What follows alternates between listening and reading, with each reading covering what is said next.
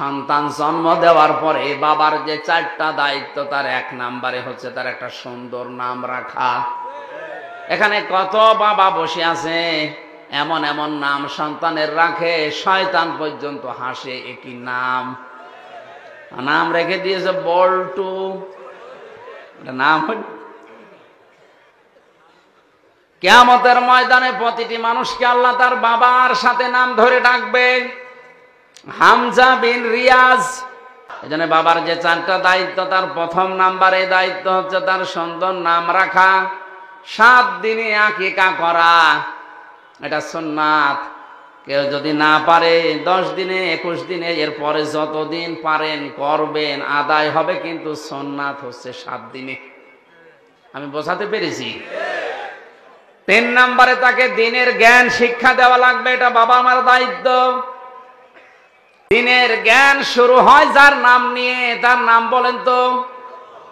আমি এখানে একটা তথ্য বলবো, যারা জ্ঞানী মানুষ আছেন খেয়াল করবেন। নবীজির বয়স যখন 40 বছর, বিশ্ব নবীকে ফেরেশতা জিবরাইল ওই পাহাড়ে হেরা গুহায় 3 বার বুকে ধরে চাপ দিয়েছিলেন যে পড়েন পড়েন পড়েন। নবীজি বললেন, মা না বিকারি, আমি পড়তে পারবো না। কথা বলেন না কেন?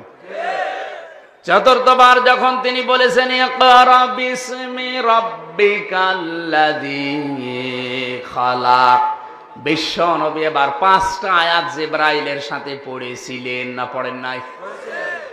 একবারও কি আপনার বিবেকের কাছে কথাটা আসে না যে কেন এবার পড়লেন?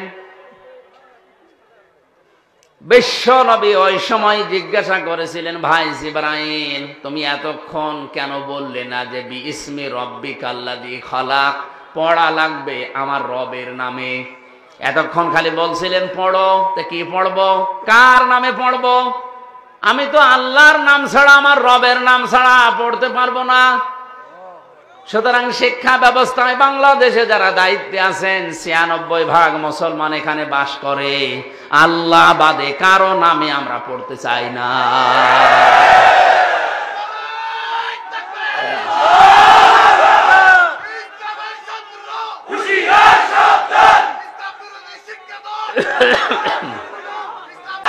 আমার ভাইরা,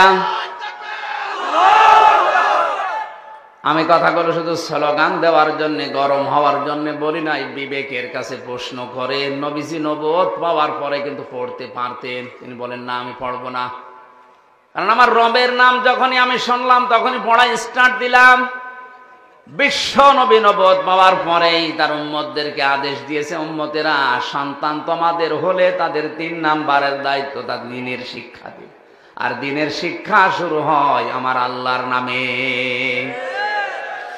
যে বইয়ের শুরুতে বিসমিল্লাহির রহমানির রহিম থাকে না, ইকরা বিইসমি রাব্বিকাল্লাযী খালাক থাকে না, ইন্নাদ-দীনা ইনদাল্লাহিল ইসলাম থাকে না, ওই পড়া মুসলমানেরা পড়বে কিনা ভেবে দেখা উচিত।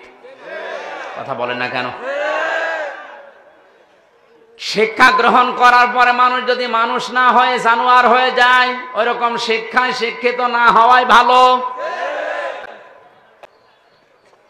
বাংলাদেশ সহ বিশ্বের যত জায়গায় ঘুরেছি, কোরআনে কারিমের শিক্ষা যাদের ভেতরে আমি পেলাম, বাস্তবে ওই ছোটবেলায়ও যারা কোরআনের শিক্ষা কমও পেয়েছে, তারা বড় হয়ে যত বড় জায়গায় উঠেছে, তাদের ওই ছোটবেলার কথাটা মনে আছে।